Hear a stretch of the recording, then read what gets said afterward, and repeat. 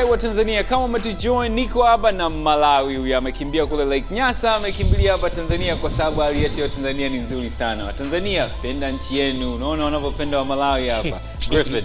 But anyway, kama umetujoin, tunaendelea na kipindi chetu cha basketball. Ambacho tunakipenda sana hapa. Tuko sasa hivi tunaingilia katika basketball all over the world. Tutaanzia hapa Tanzania, afu tutaongelea basketball mpaka Afrika nzima. Tukianzia hapa Tanzania, tunaanzia pale JMK Park ambako kuna clinic ya Alpha Kisusi akideal na under 16 national team yetu ya Tanzania. So, I'm going to check this video after tutaongea kidogo kuhusu hiki. Let's check it out.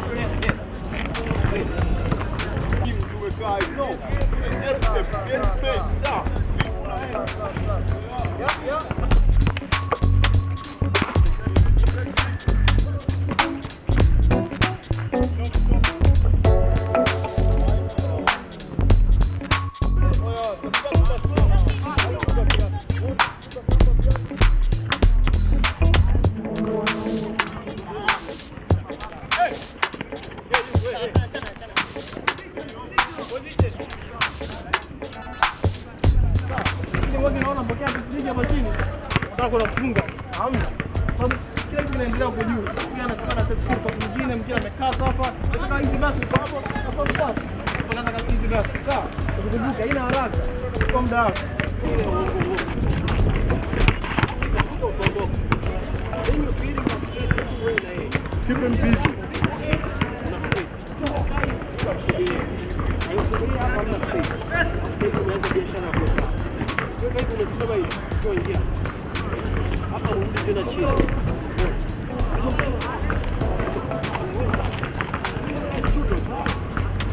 Kinachoendelea hapa JMK Park ni kambi ya mafunzo kwa ajili ya kupata wachezaji wa timu ya taifa ya watoto wenye umri chini ya miaka 16 wavulana, kwa sababu mwaka kesho tunatarajia timu yetu ya taifa itashiriki kwenye mashindano ya Zone 5 ambayo huwa yanafanyika mwezi wa 6.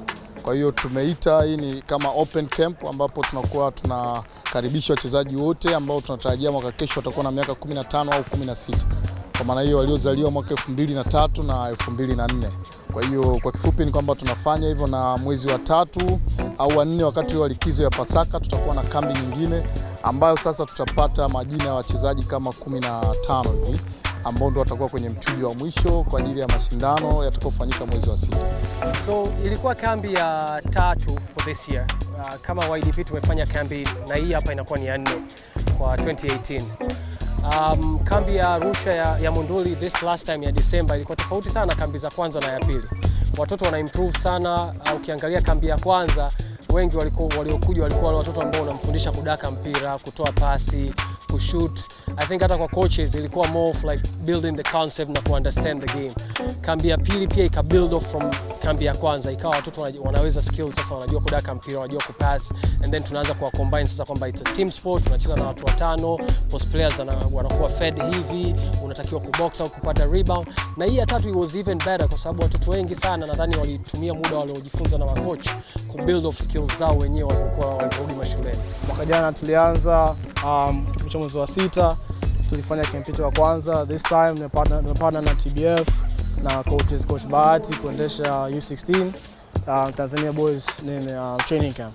Ni kitu kizuri sana kwa sababu miaka nyuma kama hivi nilikuwa sioni basketball ikianza katika level ndogo. So kama sasa hivi kama kweli kuna progress inaendelea chini ya 16 unaweza kwa monitor, ni kitu kizuri sana. Miaka mitatu inazidi kwenda, miaka inazidi kwenda, unaona progress yao, unaweza kufika mbali. So hii ni kitu kizuri sana. Plans ipo kabisa. Kafika kama any player anajaribu kwenda the next step. Kama mimi nimechuo, obviously na plan ya kucheza professional, so bado zipo. So tuombeane uhai tu and hopefully tutasikia kitu kizuri muda si mrefu. Ni mara yangu ya kwanza kufika Dana na kushiriki katika clinic hizi. the under 16. Vitu vingi nimejifunza. Kitu cha kwanza namna kufanya defense na kufanya offense, kudribble, vitu vingi wanafundisha yani. Kupitia experience nimejifunza vingi. Alafu Mwanza kuna wachezaji wengi wanajua yani. Watoto umri mdogo wanajiweza. Hawajapata nafasi. Mimi nilijulishwa tu na rafiki yangu hapa nikaja. Lakini na wenyewe angekuwa wanajua angekuja. Kwa hapa da nachezea klabu inaitwa Don Bosco. Na experience kidogo na mchezo tangu 2014. Nimeshiriki Junior NBA kwa mara ya kwanza na timu yangu ikawa mshindi wa 3 na at the same time nikapewa scholarship.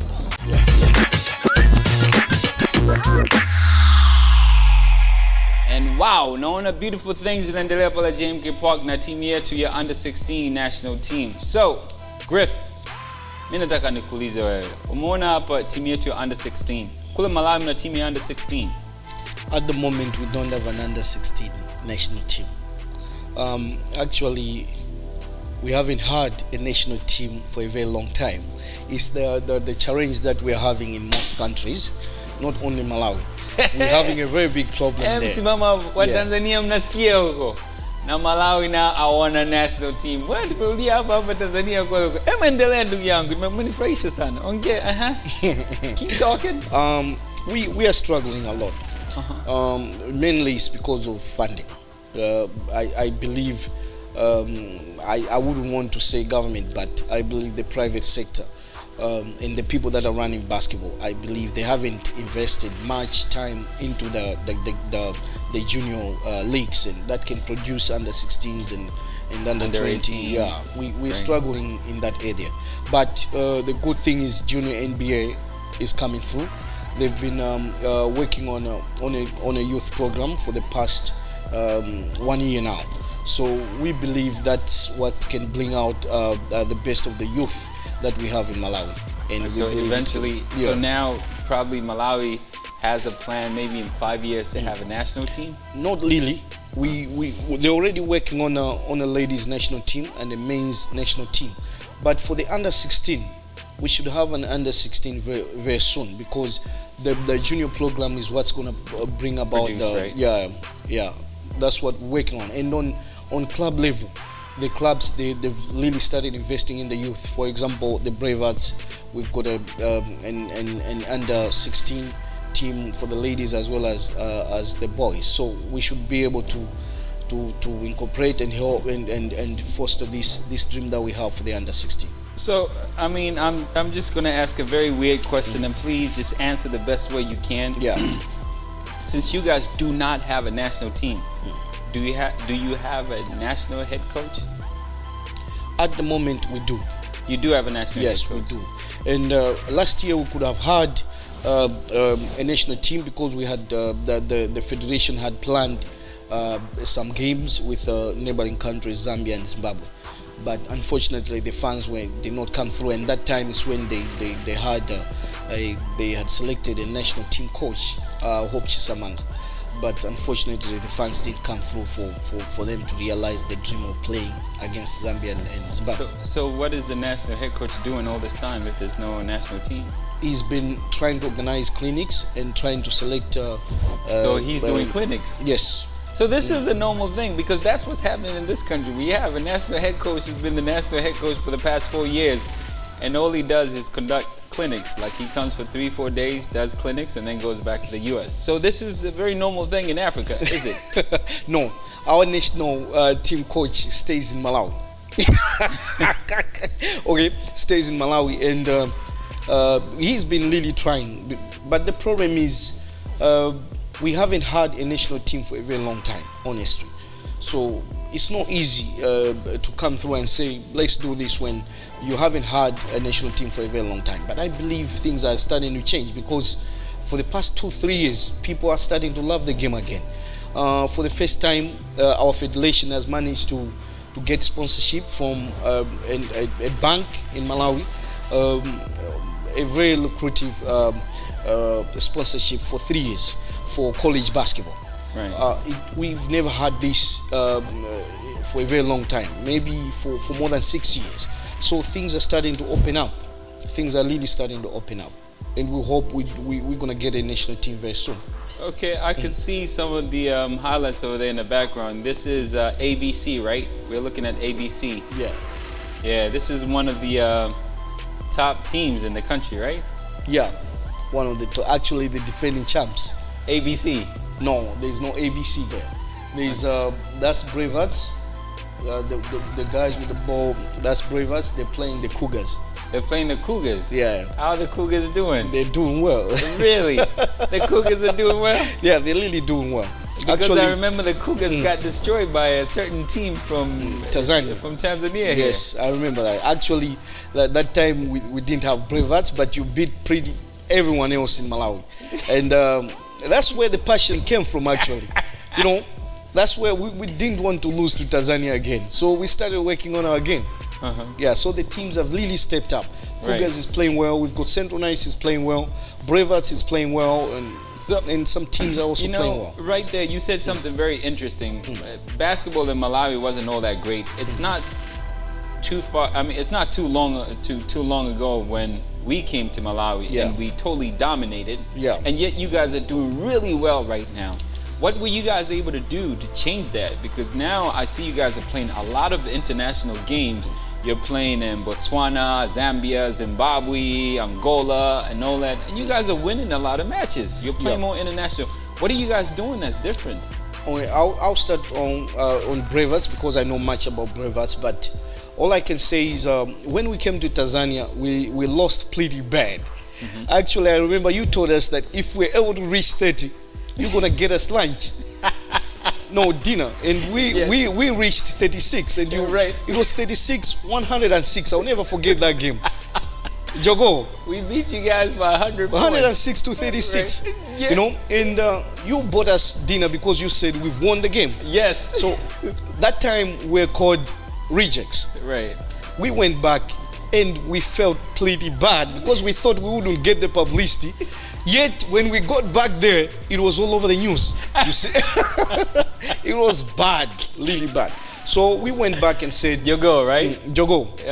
Went back and we said we're not gonna allow this to ever happen again. Right. And when we came back here, we lost one game, we won one game. So it was an improvement. Ever since that time, we've been investing heavily in the team as BraveHearts. And the more BraveHearts has been doing well, the more teams want to beat BraveHearts. So that one has brought a lot of people never used to train. Cougars never used to train. Central Nice never used to train that much. But now teams are really training because of the bar that we've set as BraveHearts. We've set the bar somewhere there. We haven't lost a game for the past 3 seasons. You see, so in Malawi we haven't lost 3 seasons. We haven't lost a game. We came from League B. Okay, wait a minute. League A, we haven't lost a game. Wait a minute. It seems like you're saying all these beautiful things about BraveHeart. I know you sponsor almost everything in Malawi. I know you have your hands are everywhere in terms of basketball activities. Yeah. But is it really true that BraveHeart is that good? Because when we came out there, BraveHearts was more like weak heart, or was more like coward hearts. When you came through, BraveHearts was not there. BraveHearts was there. It was rejects. We beat the rejects. You came because you came because we're launching BraveHearts. Remember? Yes. That's when you came through and you didn't play us. That time we had just registered the team, but you had beaten rejects. Yes. But the BraveHearts we're talking about, you've never beaten them. We'll still beat them. That brings me to a very interesting part of it. I know in February, this coming year, I know it's the end of 2018. Yeah. Very soon it's going to be 2019. Yeah. I know your team is coming here to Tanzania, right? Yes. And you will be playing the top tier teams out here, and you still want to play against one team from Bibo Kita, and you want to play team from the league. Yes. Yeah. Can you please tell us a little bit more about that? Your plans for that? Okay, as BraveHearts, we've got a few tournaments lined up for 2019. The first tournament is the one that is happening in Zambia, in Lusaka, on the 22nd to 24th. It's called a Zambian International Tournament. So we wanted to prepare, so we couldn't just go there and play Zambian teams there without preparation. So we said, let's go to Tanzania, where we've had a very good relationship for a very long time. And we've enjoyed every time we've come here, even though we've lost, which is not cool. So that's mainly is preparation. Right. So apart from the Zambian tournament, we've got another tournament that is happening in South Africa in April, and another one, FIBA Club Championship, is happening in October. So all this is part of preparation. Coming here is part of preparation. Oh wow. Yeah. Well, I know Watanzania watakuwa wanataka kujua kule. Najua tumeongea kamusi sana. Nadhani Watanzania mko na kamusi pembeni. Samahani sana, leo imekuwa kamusi kwa wingi. Where are you guys getting all this money? Because I hear you just traveling and playing. Because sisi Tanzania hapa tuna hela. Jamani wa Tanzania, tusikie wa Malawi wanatoa wapi hela zao za basketball. So, mnapata wapi hela? The truth is, I started this team from my own pocket. I fund everything on my own. I'm not rich, but the You're issue, wealthy. No, I'm not. But the issue is, with passion comes sacrifice. So there's a lot of sacrifice in it, and a lot of trying to sustain the project. So I started a business for the team. So that business is starting to grow, and mainly 70% or 80% is funded through that business. That business is mainly to make sure that the team goes further. It's not about profit making or whatever, but every money that we make, we put into the team. We give scholarships to the players, so all that motivates the players to work hard on their game, and here's the improvement. Jamani Tanzania, mnasikia timu yao inao kampuni ambayo ina generate hela ili kusaidia ile timu. Sijui timu zetu ngapi na zenyewe zina makampuni ambayo zinafanya hivyo hivyo. Well, ni kitu cha kufikiria tu kidogo. Swali lingine ndugu yangu. Nasikia tena uko hapa Tanzania unakuja kufanya scouting na wewe. Unavizia wachezaji kutokea Tanzania. Is that true? Yes. Last time we came here, we saw a lot of talent. Tanzania has got a lot of talent. More talent than Malawi. Right. It might be difficult to know everyone, but I've seen top teams in Tanzania. Your teams are very talented. So, and also the areas where I believe you guys are more talented is not on the fifth or fourth position. It's the guard position where we're also struggling as a team. We would like to get really good point guard and also a three. If we can be able to get these players, and when we come in February, we scout, we watch some games, we should be able to give them some contracts for the FIBA tournament. Well, Watanzania wanaruhusiwa kujua unaangalia wachezaji gani, tujue tu mnaangalia wachezaji gani, mnatafuta wachezaji gani. Unaweza kututajia majina? That's Swahili. I was saying, yeah. Can the people find out? Do you have names already, or is there a list that you're going through? I'm not going to throw the names here, but I already have got a few players that I'm looking at, but I'm not going to mention any of them. Not here. even one? Not. Come on, throw a name out there. Watanzania wanataka kujua, eti Tanzania si wanataka kujua at least mmoja, tujue katika wachezaji wetu wakina nani wanamwangalia. I don't know how people have improved, because last time we came here, that was in 2015.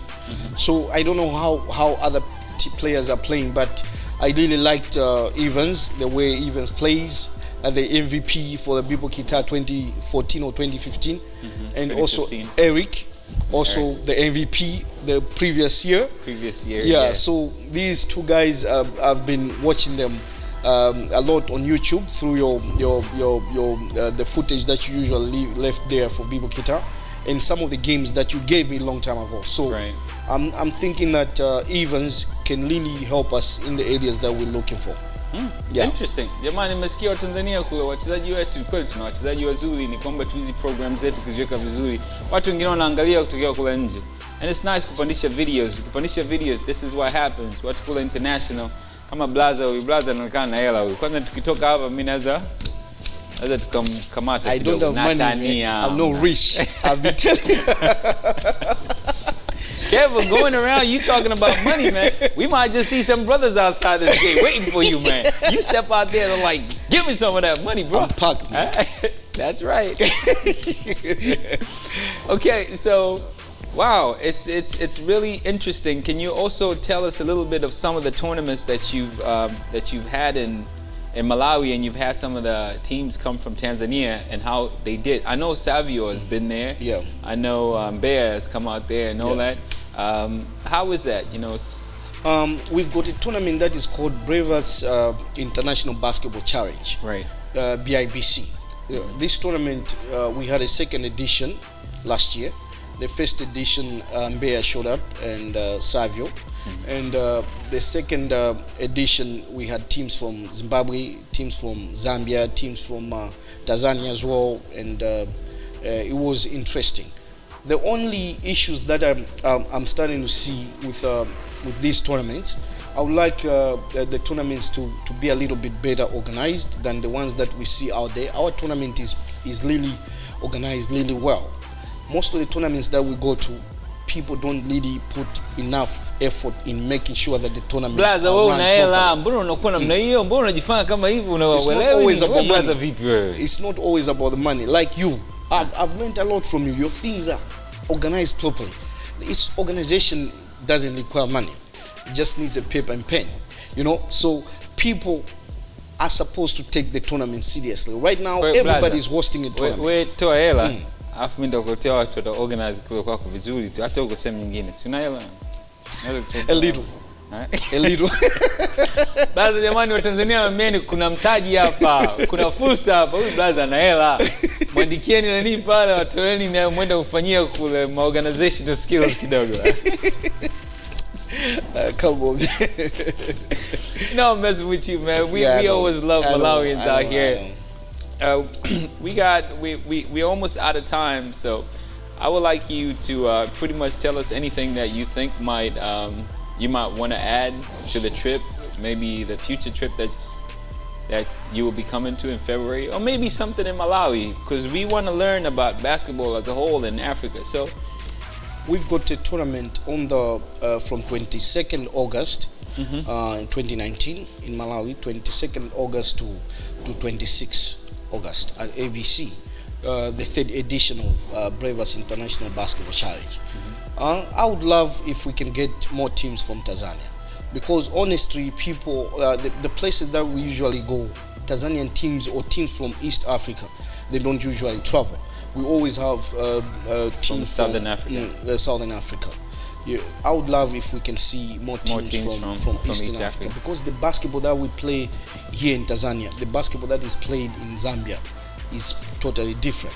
I've only seen Savio, they've really tried, and JKT, they went to a Zambian tournament and we met them there. They were pretty good, but I would really enjoy to see you guys bring more teams out here. Anasema JKT or JKT ni JKT, you know. Now I can't do vizuri. But the funny thing is, you've been telling me it's JKT from long time ago. It's JKT. You never told me it's JKT. Well, now you know. Now I know. Now you know. Yeah. So about the trip that we're coming through, we would really like to play more games and also win all the games. Like you've said, there's a little bit of scouting, and we're bringing a ladies team.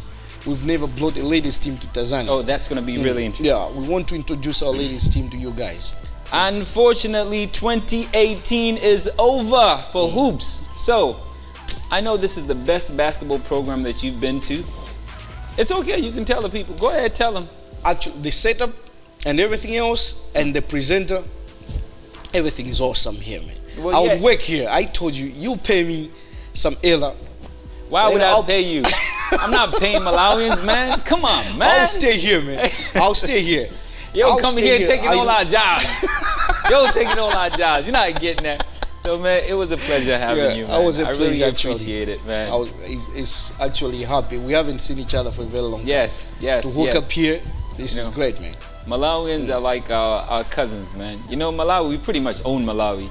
You guys just stay there. Tanzania owns Malawi, you know that. Lake Nyasa and all that, it's ours. You guys just... But anyway, let's not start some international beef. They're not going to allow me to go back, man. What you started? We own you guys. We own Tanzania, Malawi ya kwetu ile pale. Wa Tanzania, unfortunately muda wetu wa 2018 ndio umeisha. Mimi ningependa kuwashukuru sana kuwa na sisi mwaka wote hapa. Although leo niko mwenyewe my co-hosts hawako hapa, lakini wenyewe they feel the same way. Na ningependa na nyinyi convey, I'm sure the same message kama nao convey sasa hivi. Asantenini sana kwa kutusupport na sisi hapa kutoka katika kipindi cha Hoops na TV1 na familia yote hapa, tunapenda kusema asanteni sana. na tunaangalia kuwaona zaidi 2019 itakuwa bigger and better kutokea TV1 Hoops. That's what you watch it. See you next year.